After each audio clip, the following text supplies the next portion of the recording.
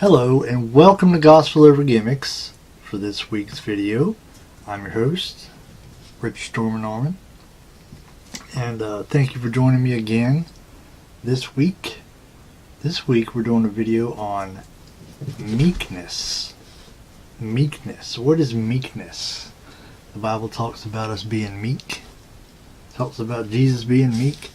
What does that mean? Let's find out. Roll that intro.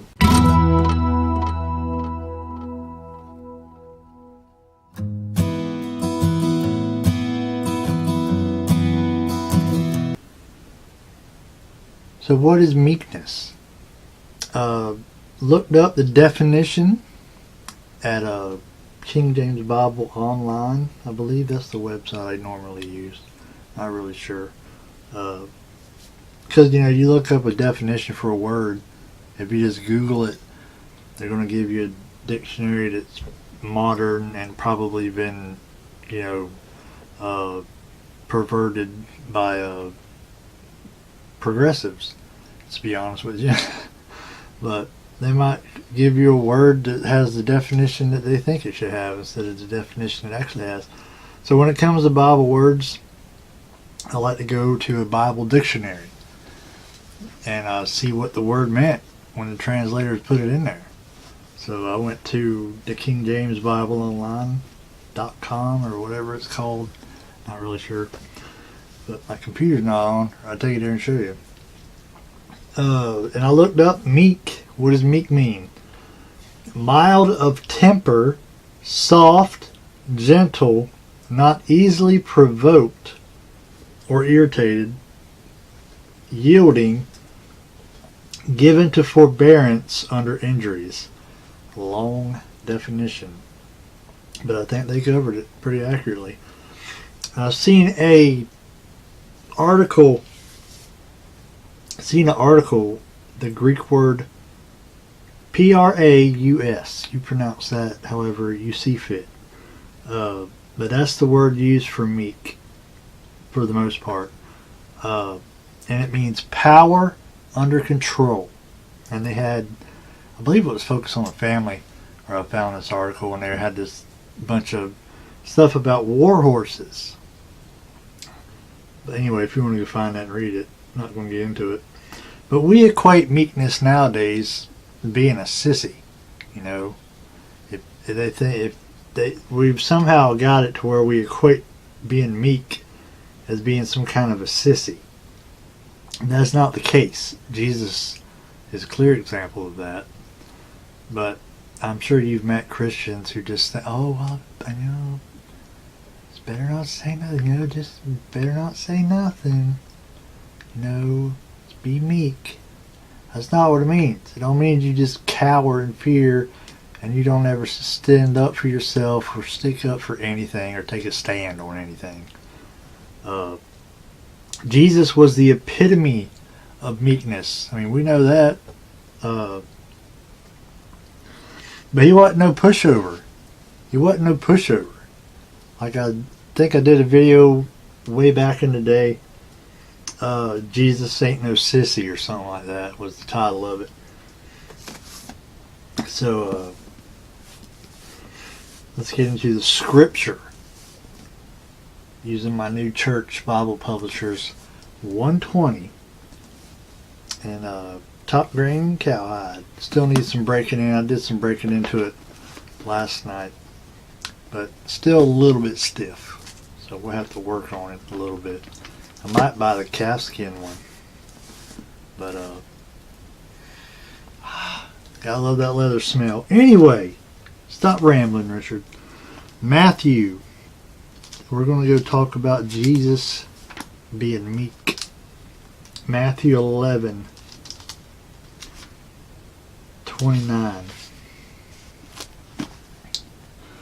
Take my yoke upon you and learn of me, for I am meek and lowly in heart, and ye shall find rest unto your souls. So Jesus referring to himself as meek. Matthew 21:5.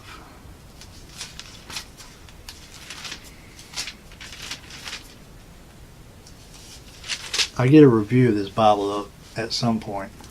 But I still got to do a review of this one. Still ain't done a review of this one yet. But it's coming. Matthew 21:5. Did I say 21:5? Yes.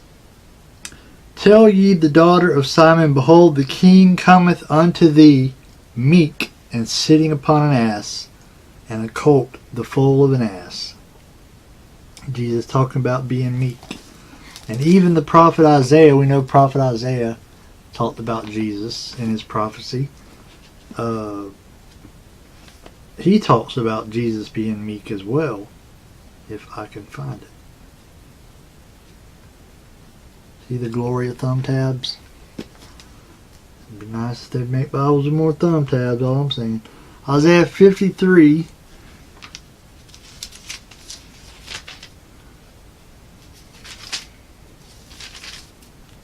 Seven, right? 53:7. He was oppressed and he was afflicted, yet he opened not his mouth. He is brought as a lamb to the slaughter, and as a sheep before her shearers is dumb, so he opened not his mouth. Now it doesn't say the word meek there, but we can see that, considering the definition we already went over, there's a picture of Jesus being meek in the Old Testament. Now just because Jesus was meek, I don't mean he didn't stand up. It doesn't mean he didn't take a stand for something. We see that when he rebukes the Pharisees. Matthew 23. Look there, flip right to it. Then spake Jesus to the multitude and to his disciples, saying, the scribes and the Pharisees sit in Moses' seat. All therefore whatsoever they bid you observe, that observe and do, but do not ye after their works, for they say and do not. For they bind heavy burdens and grievous to be borne, and lay them on men's shoulders, but they themselves will not move them with one of their fingers. But all of their works they do for to be seen of men. They make broad their phylacteries, and enlarge the borders of their garments, and love the uppermost rooms at feasts and the chief seats in the synagogues, and greetings in the markets, and to be called of men, Rabbi, Rabbi. And I could go on, but I'll stop there. But he's rebuking the Pharisees. Now, if meekness was being a sissy, you probably wouldn't say nothing like, hey, I don't think that guy that's preaching is really preaching the Bible. Don't say nothing. We got to be, we don't want to bother people. Jesus didn't look at it that way. If he saw somebody doing something wrong, he called him out about it. Luke 11:37, another situation similar to this one.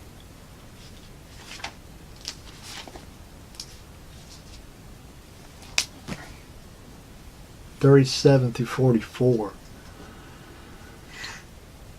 And as he spake, a certain Pharisee brought him to dine with him, and he went in and sat down to meat. And when the Pharisee saw it, he marveled that he had not washed before dinner. And the Lord said unto him, Now do ye Pharisees make clean the outside of the cup and the platter, but your inward part is full of ravening and wickedness. Ye fools, did not he that made that which is without make that which is within also? But rather give alms of such things as ye have, and behold, all things are clean unto you.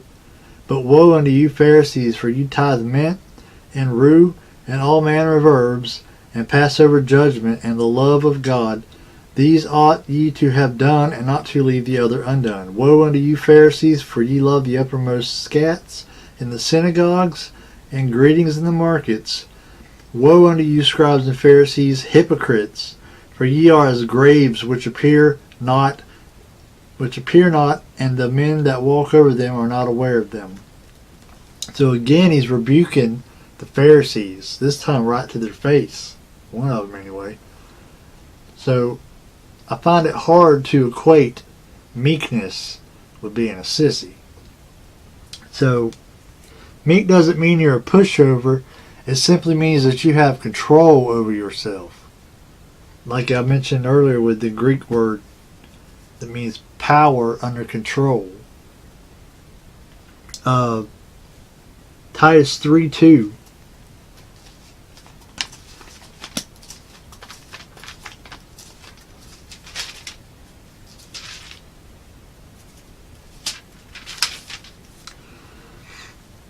To speak evil of no man, to be no brawlers, but gentle, showing all meekness unto all men.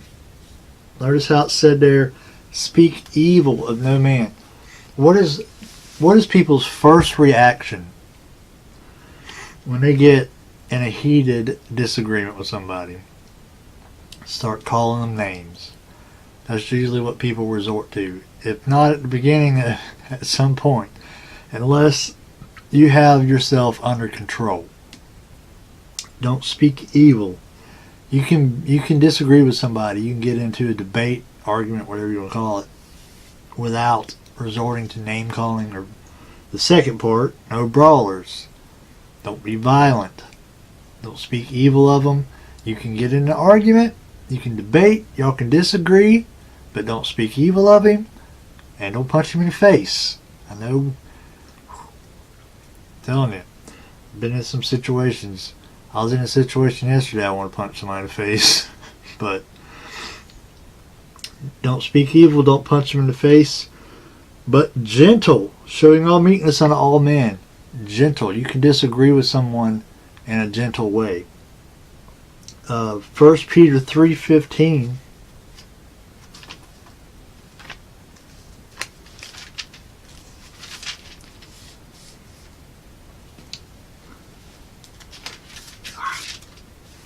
But sanctify the Lord God in your hearts, and be ready always to give an answer to every man that asketh you a reason of the hope that is in you, with meekness and fear. Angry words and violence. It's not how you spread the gospel. That might be how the Muslims think you do it. Might be how they do things, but obviously we don't want to be like them, right? But we don't club people over the head and give them the gospel that way. We don't get in of argument and start calling them dumb and stupid and whatever other name you want to come up with. That ain't how you spread the gospel. No one ever became, this is a saying I've heard once, I don't know who said it, but no one ever became a Christian because they lost an argument. And you know, I love apologetics, and I listen to a lot of apologists because I want to know how to give an answer. But no one's going to get saved because they listen to an apologist and he crushed all their arguments that there ain't no God or whatever.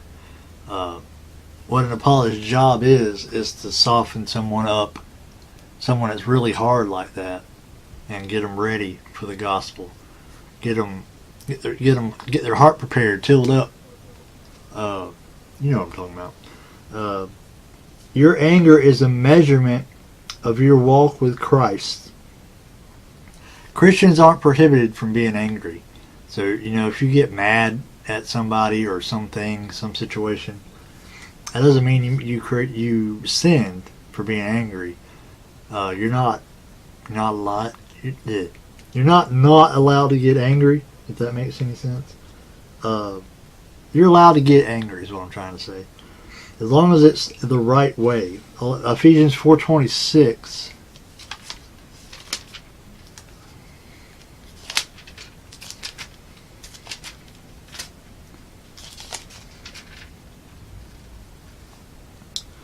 Be ye angry and sin not. Let not the sun go down upon your wrath, and then neither give place to the devil. It says, be ye angry, but sin not. So you're allowed to get angry. And it says, let not the sun go down upon your wrath. Don't go to bed mad.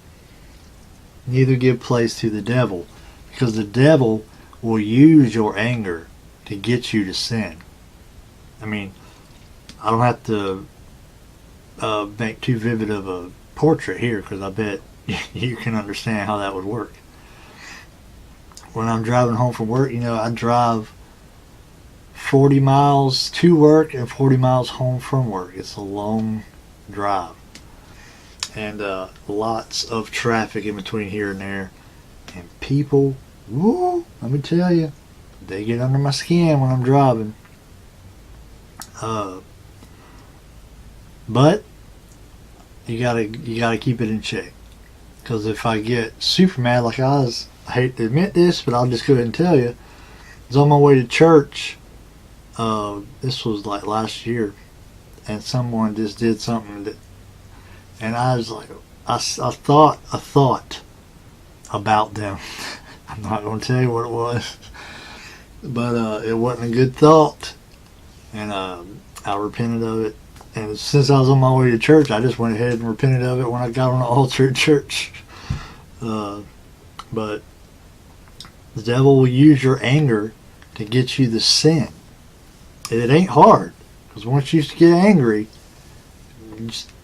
you start wanting to do some things you ain't supposed to do. Galatians 5:22. Was that back here? But the fruit of the Spirit is love, joy, peace, long suffering, gentleness, goodness, faith, meekness, temperance. Against such there is no law. Losing your temper is a sign. Like if you're the kind of person, if you're the kind of person that loses their temper all the time, like easily, that's a sign that something's wrong in your spiritual life. That you're lacking some of these fruits that you get from the Spirit. Because you fly off the handle all the time. And then finally, Psalm 25:9. Psalm 25:9. The meek will he guide in judgment, and the meek will he teach his way. What's the kind? What that makes? When I read this verse, I was doing my research.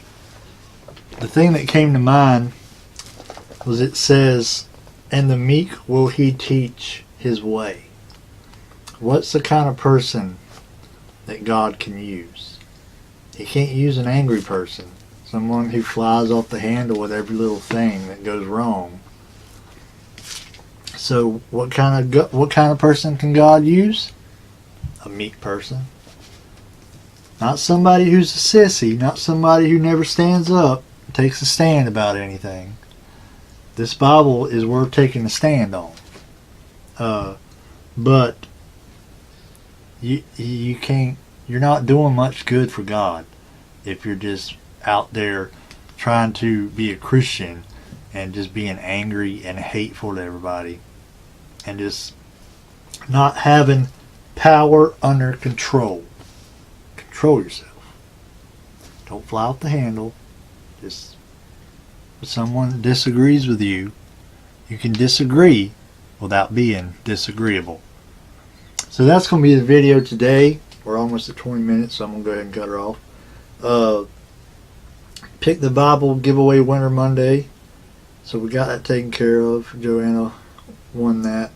And what's the day? The 11th. So in about 3 weeks, 2.5, 3 weeks, we'll do the we'll do the contest on the Facebook page to pick the Bible study for the month of May. And that'll be good. Hopefully y'all don't pick nothing. Well, y'all don't pick it. The random name picker does. But hopefully y'all don't enter nothing that's super. I mean, enter what's on your heart. You know, don't let me dissuade you. Enter what's on your heart. But I sure hope it ain't too long. Stupid dogs. So that'll be in a couple weeks. And don't forget to follow us on Facebook and Instagram through here at Gospel Over Gimmicks.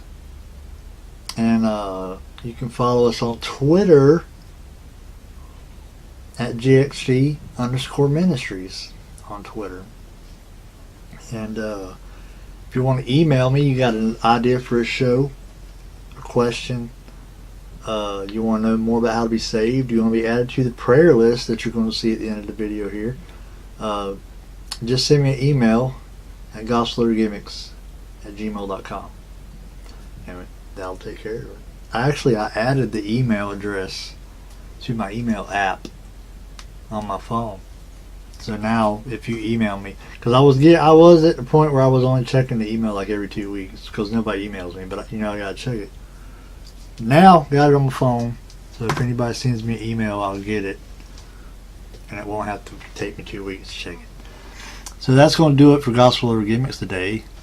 I hope that helped somewhat. If not, I'm sure you learned something, right? Had to learn something. So next time, take up your cross, carry on.